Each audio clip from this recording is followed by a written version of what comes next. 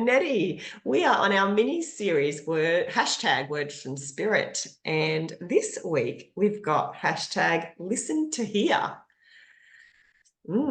Interesting one that they haven't just said #listen. In fact, they said #listen to hear. And it does remind me of a message I got from Spirit probably 6 months ago. I might have even said it on one of our previous podcasts, but I was walking along back from the beach and I heard Spirit say to me, in fact, it was through my dad, and he said, #listen to hear. Sorry, not hashtag. He said, listen to hear.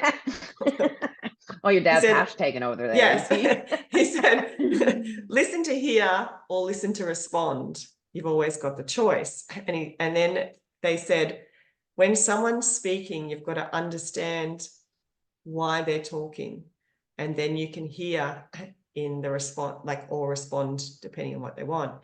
And I actually spent the next 6 months making sure that I was listening to hear, because it's very easy to listen to respond. When you actually start thinking about it, you're like, oh my God, am I trying to solve their problems? Yeah. But Nette, and you and I have talked about this. You and I do not have a challenge seeing other people's perspectives or where they're coming from, because when somebody is doing something, I can always see where they're coming from when they're talking.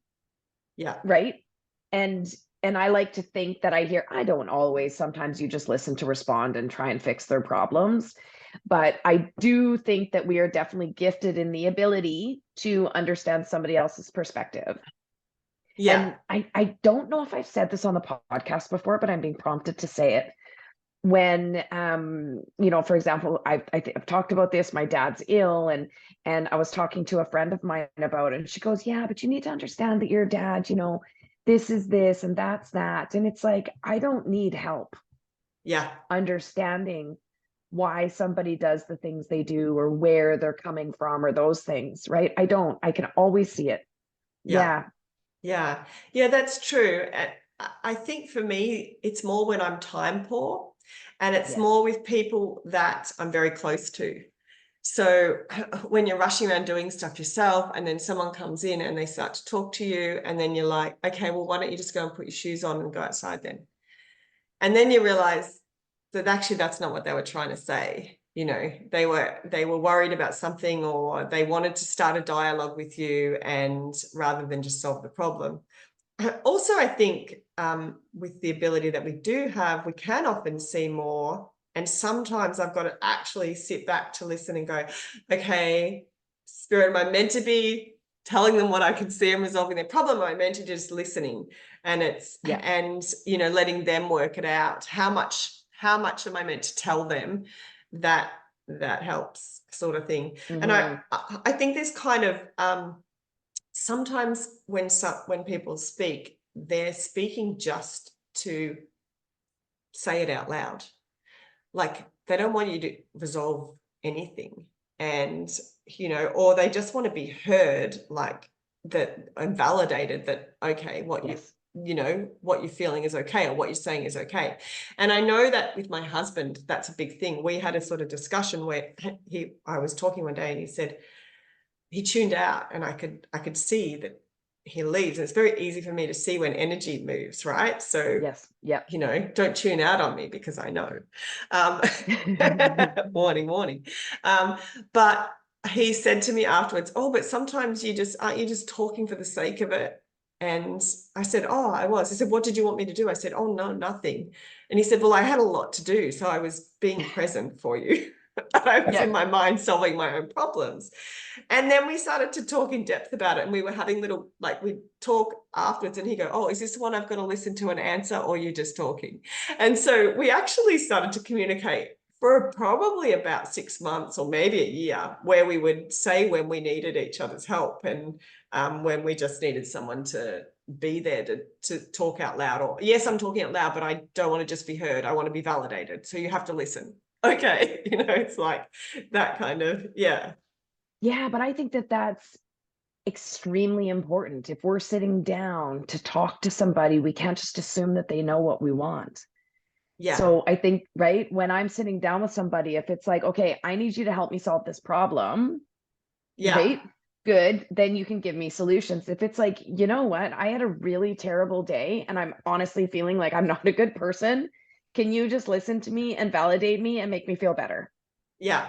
Right. Yeah. And we set the conversation up to actually get our needs met, as opposed to talk, talk, talk, talk, talk. All we want is for somebody to hear us. And then they start trying to solve our problems and then we get mad at them, but we never actually communicated what it was that we needed. Yeah. And I think the men are key is very communication. different.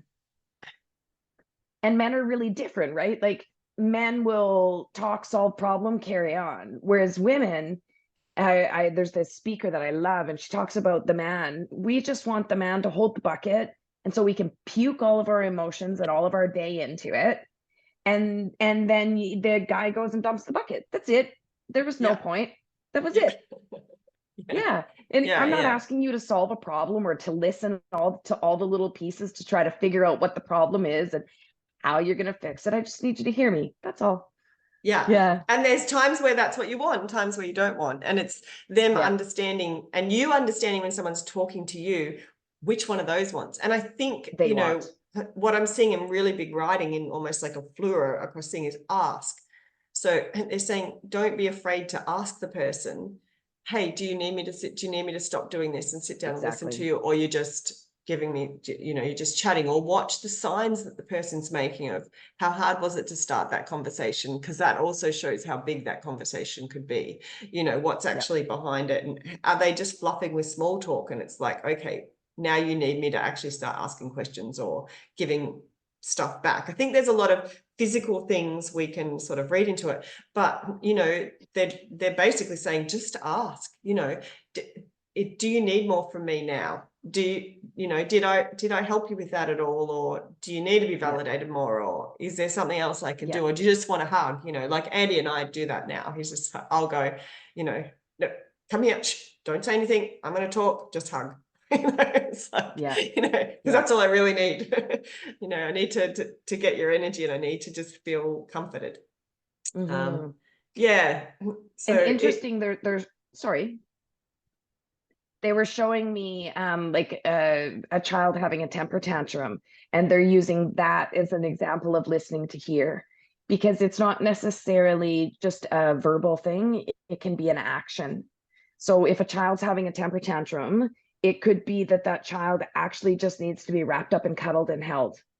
Yeah, I love Not that behavior needs to be fixed or repaired. So Yeah. not only are you listening to hear words, but you're listening to hear behaviors, to see them for what they are, as opposed to what you think they are is what they're saying. Yeah. Yeah, yeah. And when you see little kids, when they do things that are naughty and then they look for a response to it, it's like, okay, start to listen to that too. Like, what are they actually doing? Are they just trying to get attention?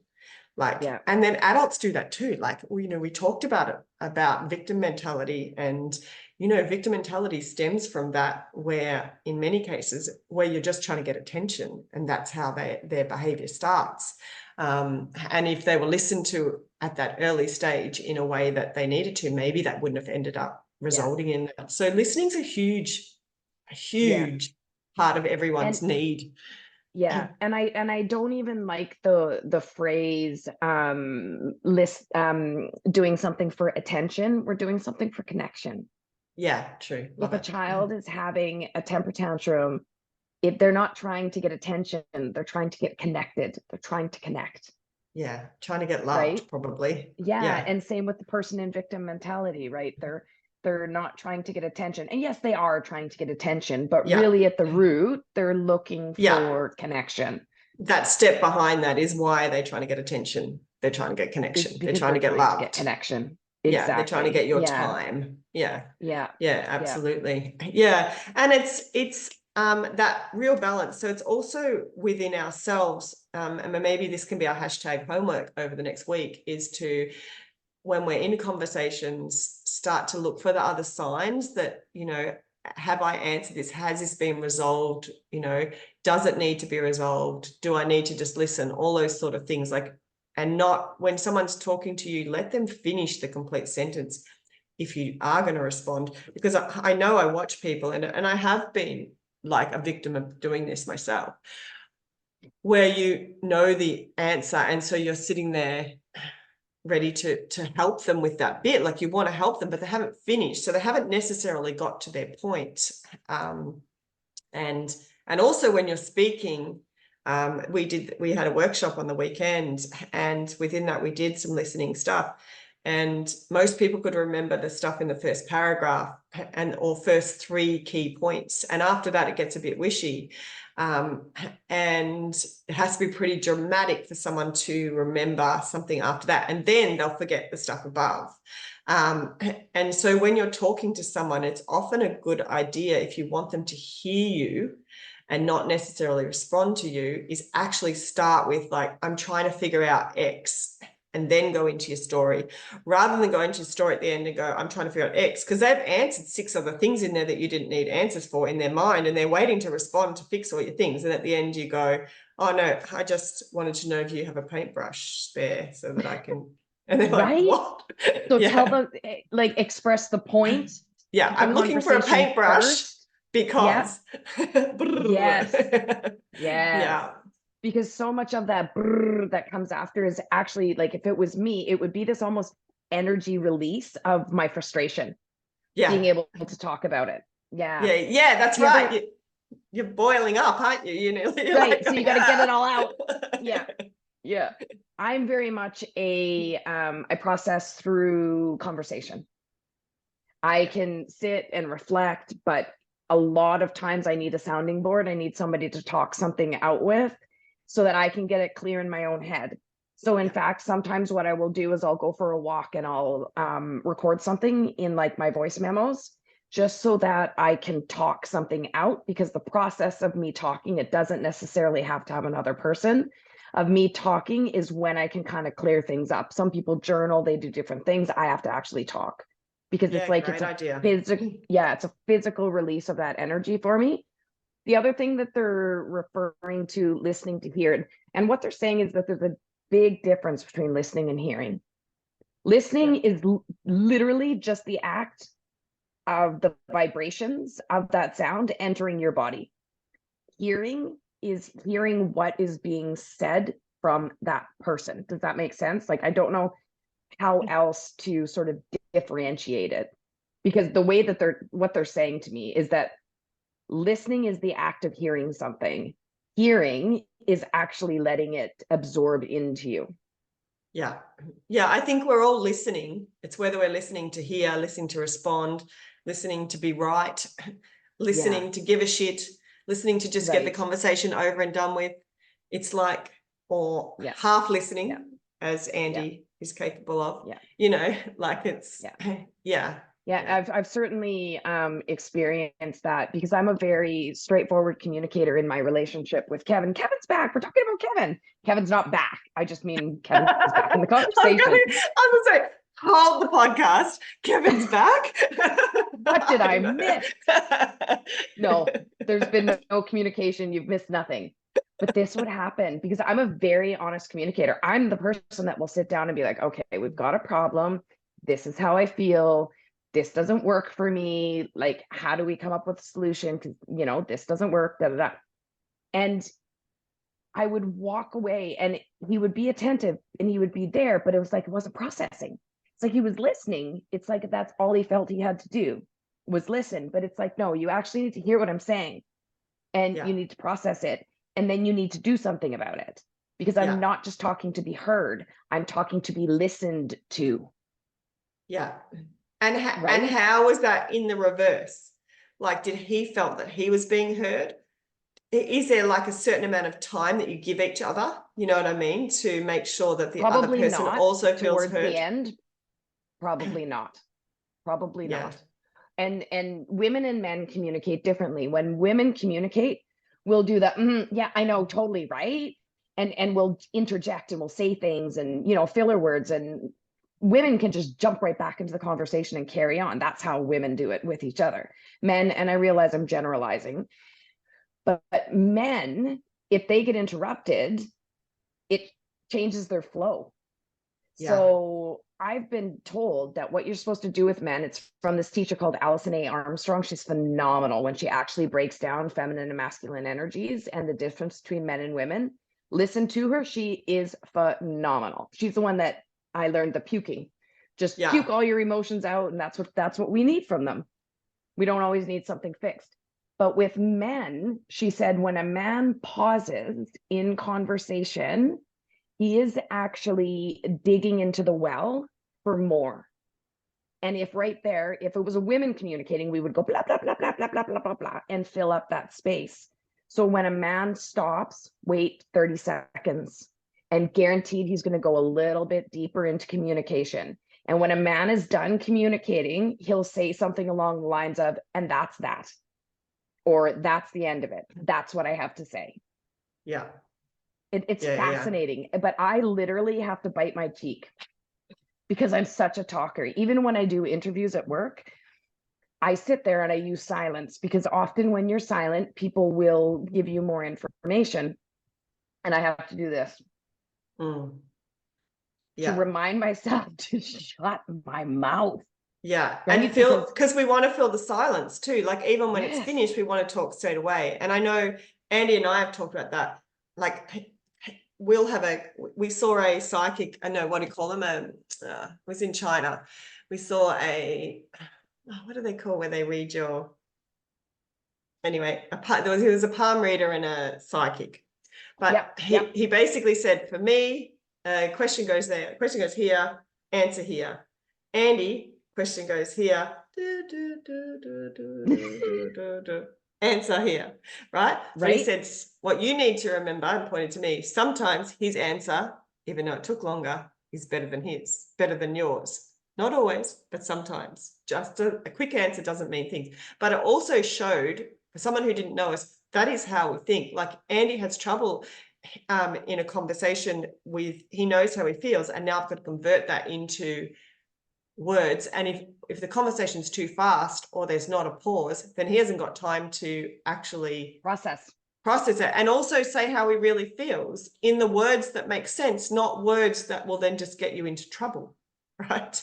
Because you can have words that he's saying, oh, well, I didn't really mean that. I didn't mean that. But I didn't have time to get the words that I wanted to. And he's always like, you just come out with all the right words very quickly. It's not fair. That's so funny. Kevin used to say the same thing about me. He's like, you're so quick. And I do. I think that I process quickly. So like you said, it goes, zoop, zoop, I'm there.